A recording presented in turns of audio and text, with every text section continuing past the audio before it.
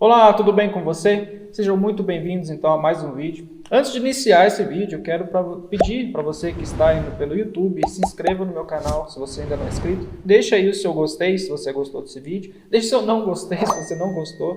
Deixa aí um comentário respeitoso, tá? Um comentário respeitoso, deixando a sua opinião sobre o tema de hoje, tá? Se você está pelo Instagram, peço que já me siga aí no Instagram, tá bom? Para você não perder os vídeos, os conteúdos. E também deixe o seu gostei e um comentário, caso você queira, tá? Comentário respeitoso, deixando a sua opinião, tá certo? No vídeo de hoje eu queria desmistificar algumas coisas e conversar um pouquinho com vocês sobre o limite da liberdade de expressão, tá? Qual que é o limite da liberdade de expressão? Provavelmente você se você acompanha, né, os noticiários, viu o julgamento do STF no caso Daniel Silveira, tá? Então esse caso ele repercutiu bastante, foi um caso muito triste para o direito, tá?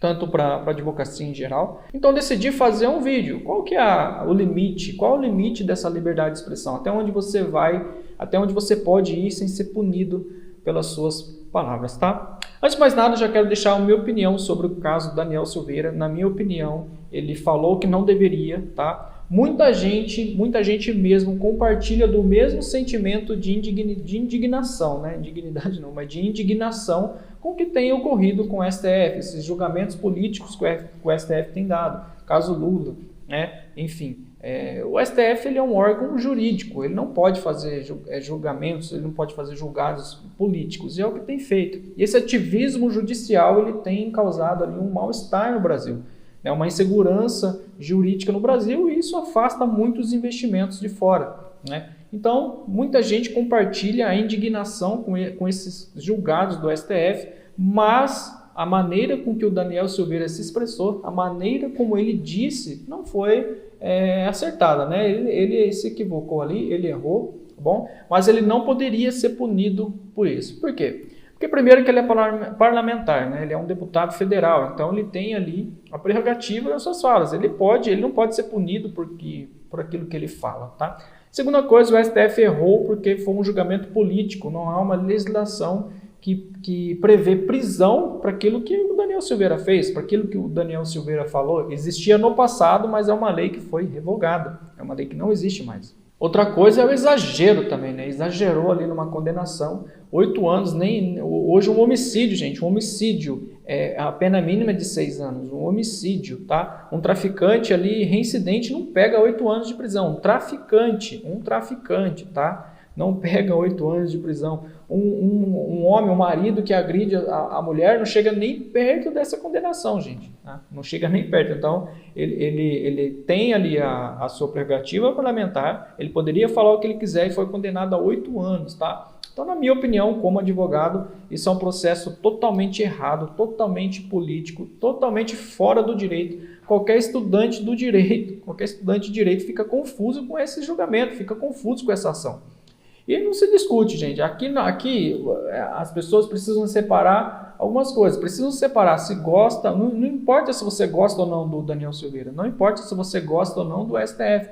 O que importa é se o que o Daniel Silveira falou é crime ou não e se o STF pode julgar aquilo ou não. É isso que está a discussão. Não se discute. O Daniel Silveira errou, tá? O Daniel Silveira falou, ele se expressou de uma forma que ele não deveria, uma forma infeliz de ter falado, né? Não poderia ter xingado o ministro, poderia ter falado que o ministro tem que apanhar na rua, entendeu? Essas coisas ficam meio difícil. Então, querendo ou não, o Daniel Silveira ele ultrapassou o limite da sua liberdade de expressão. Só que ele é um deputado federal. Essa ultrapassagem que ele fez, a Câmara poderia ter ali julgado ele, poderia ter punido ele de alguma forma por quebra de decoro parlamentar? Poderia, mas o STF não poderia iniciar uma ação contra ele. Porque o STF foi a vítima, o acusador e o julgador, gente. Para quem é estudante de direito de primeiro ano, entende que isso é errado. Então, você acha que o ministro Alexandre de Moraes, que tem vários livros brilhantes escritos, não sabe disso? Claro que ele sabe, mas isso foi um julgamento político, não foi um julgamento jurídico, tá?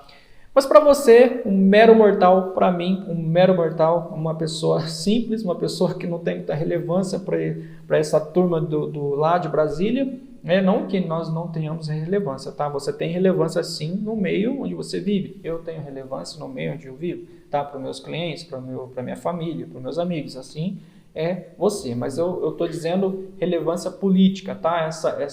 Esse conhecimento geral de toda a turma lá de Brasília, tá? Para nós, meros mortais aqui. Se você fala alguma coisa que você pensa, isso é permitido por lei. Você não pode ser proibido de falar nada, tá? Mas a liberdade de expressão, ela tem um limite e ela precisa desse limite. Por exemplo, você pode falar o que você quiser, tá? Desde que isso que você esteja falando não se configure um crime, entendeu? Então, o limite da liberdade de expressão é a lei. A lei é o limite da liberdade de expressão. Quer ver uma coisa? Se você não gosta de uma pessoa e você vai na internet e fala mal dessa pessoa até, a lei ela vai te punir se você, por exemplo, difamar essa pessoa, se você injuriar essa pessoa, se você caluniar essa pessoa. Você não é proibido de falar, você pode falar. Inclusive na internet, você pode injuriar quem você quiser, você pode caluniar quem você quiser, você pode difamar quem você quiser, mas você vai ser punido por isso, entendeu? Então, o limite da liberdade de expressão é a lei. Esse é o limite da liberdade de expressão. Nós não podemos utilizar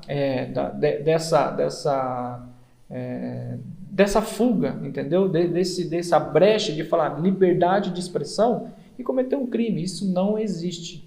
Quer ver um exemplo? Uma pessoa racista. Ele pode expor à vontade a sua opinião racista na internet, mas ele vai ser cancelado, ele vai ser processado. Ele vai, porque isso é crime, não é? Você expor um pensamento racismo, além de ser retrógrado, além de ser criminoso, além de ser uma coisa, cara, asquerosa, né? Uma pessoa que é homofóbica, uma pessoa que é racista, essa pessoa é escrota, né? Uma pessoa escrota. Mas a liberdade de expressão dá o direito até do escroto dizer escrotices. Dá direito para o idiota falar idiotices, mas o limite dessa idiotice dele é a lei, tá?